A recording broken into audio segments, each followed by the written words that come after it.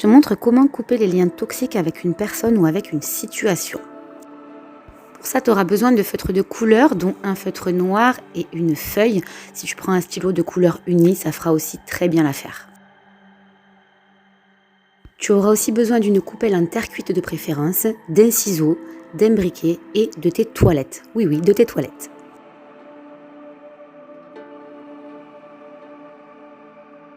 Donc moi j'allume un petit bâton de Palo Santo pour éliminer les énergies négatives de la pièce, mais tu n'es pas obligé de faire ça si tu n'en as pas envie.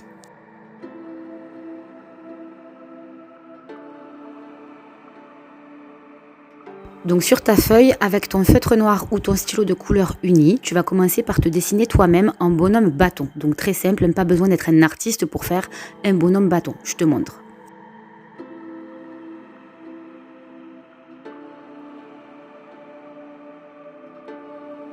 Voilà, comme tu peux le voir, mon dessin est de très grande qualité, donc pas du tout besoin d'avoir fait les beaux-arts pour dessiner un bonhomme bâton.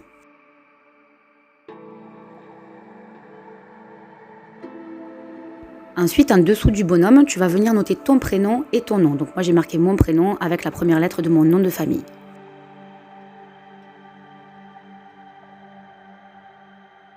Ensuite, tu vas venir t'entourer complètement avec un cercle qui va représenter ton aura et tu vas faire rayonner ce cercle parce que tu es une très très belle personne. Donc moi, j'ai choisi le jaune tout simplement parce que ça représente la lumière. Si tu as un stylo de couleur unie, tu fais tout avec le même stylo, il n'y a pas de problème.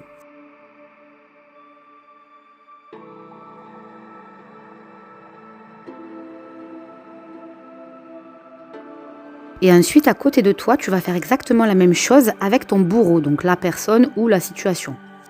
Donc du coup, à côté, tu vas dessiner un deuxième bonhomme bâton qui va donc représenter ton bourreau avec son nom et son prénom en dessous. Et tu peux même lui faire des cornes si ça te fait plaisir, étant donné que cette personne, elle est très très très très très mauvaise. Voilà, encore une fois, comme tu peux le voir, c'est du grand grand dessin.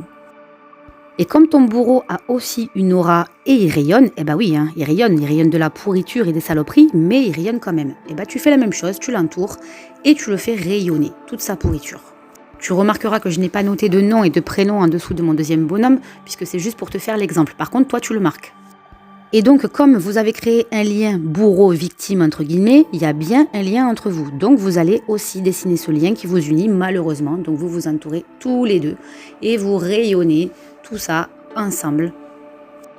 Vous allez rayonner ensemble parce que vous n'êtes pas exclusif et heureusement, et vous pensez donc à d'autres personnes. Et donc, ce lien rayonne aussi vers l'extérieur. Voilà, par contre, toi, tu n'oublies surtout pas de noter le nom et le prénom sur le deuxième bonhomme. Je vais le faire parce que je sens que ça va te perturber. Voilà, regarde, tu le marques, comme ça, je te donne un exemple. Ce sera plus clair. Voilà, comme ça, au moins, le dessin sera complet. Tu auras tous les éléments pour pouvoir le faire de A à Z. Donc là, on a fait la première partie de notre dessin. Mais quand on focalise sur une personne, il y a un lien énergétique à chaque chakra qui se crée. Donc on va commencer par tracer un lien sur le chakra coronal. Donc je dessine un point sur chaque bonhomme et je vais les relier par le lien du chakra coronal pour commencer. Donc symboliquement, le chakra coronal se trouve au sommet du crâne. On fait ensuite la même chose avec le chakra du troisième œil qui se trouve à peu près au milieu du front. Donc moi j'essaie de respecter les couleurs des chakras au niveau des feutres que j'avais en ma possession, mais si tu fais avec un stylo uni, c'est très bien aussi. Donc pareil au niveau du chakra de la gorge, qui se trouve donc au niveau du cou, de la gorge quoi.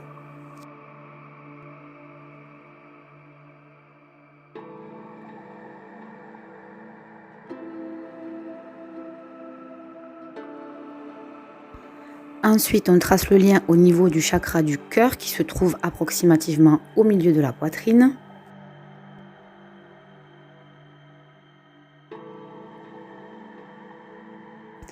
Pareil avec le chakra du plexus solaire qui lui se trouve donc au niveau du sternum.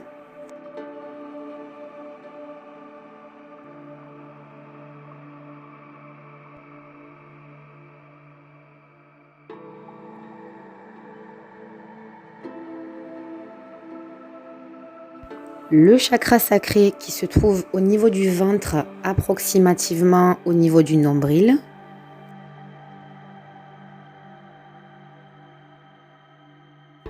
Et enfin, le plus important, le chakra racine, qui est le chakra de l'ancrage, le premier chakra, qui se trouve approximativement au niveau du coccyx. Voilà, donc cette méthode, elle s'appelle les bonhommes allumettes. Elle a été créée par Monsieur Jacques Martel. Mais personnellement, en tant qu'énergéticienne, j'ai remarqué qu'il existe un lien supplémentaire de cheville à cheville parce que cette personne, elle est pour toi comme un boulet que tu traînes à ton pied. Et ce lien-là, il doit aussi être rompu à mon sens. Donc moi, je trace 2 liens supplémentaires au niveau des chevilles, des 2 pieds. Cette technique, tu vas pouvoir l'utiliser pour autant de personnes que nécessaire, mais une seule fois par personne, parce que sinon tu vas permettre à ton mental de prendre le contrôle et tu vas recréer le lien. Donc sois déterminé et tranché à couper ce lien une bonne fois pour toutes. Donc maintenant, tu viens découper ta feuille en 2 en coupant les liens au centre, entre les 2 personnages et en te disant ici et maintenant, je romps définitivement les liens qui nous lient. Voilà, ça c'est fait. Par contre, quand tu vas découper ta feuille en te disant que tu romps définitivement le lien qui te lie à cette personne, sois absolument convaincu de ce que tu racontes. Parce que si tu fais ça un petit peu en pensant à autre chose, forcément ça ne va pas fonctionner parce que tu n'es pas à ce que tu fais. Alors, on n'a pas encore terminé. C'est maintenant que va te servir ta petite coupelle intercuite de préférence. Donc, on a découpé la feuille en 2 en coupant les liens entre les 2 bonhommes. Maintenant, on va venir plier chaque partie en petits morceaux, en plusieurs morceaux. Donc, tu vois à peu près ce qui te convient. Hein. Moi, je l'ai fait, je ne sais plus, en 4, en 6. Mais tu le plies autant de fois que tu veux, autant de fois que c'est nécessaire pour toi. Et tu vas venir y mettre le feu. Donc, bien évidemment, je te conseille de te mettre à proximité d'un point d'eau. On ne sait jamais, tu vas quand même pas foutre le feu à la baraque. Hein. Donc voilà, personnellement, je me suis mise carrément dans l'évier de la cuisine. Au moins, je suis sûre, tu vois, on est dans le bac. S'il y a quoi que ce soit, j'ai juste à ouvrir le robinet et tout va bien. Et pense aussi à ouvrir une fenêtre pour ne pas t'intoxiquer. Voilà, donc on le laisse brûler complètement jusqu'à ce qu'il soit réduit complètement en cendres. Et donc du coup, on va venir faire exactement la même chose avec l'autre morceau de papier. Donc pareil, on le plie au format qui te convient. Moi, je sais toujours plus si je l'ai fait en 6, en 8. Et on y met le feu pour le faire brûler.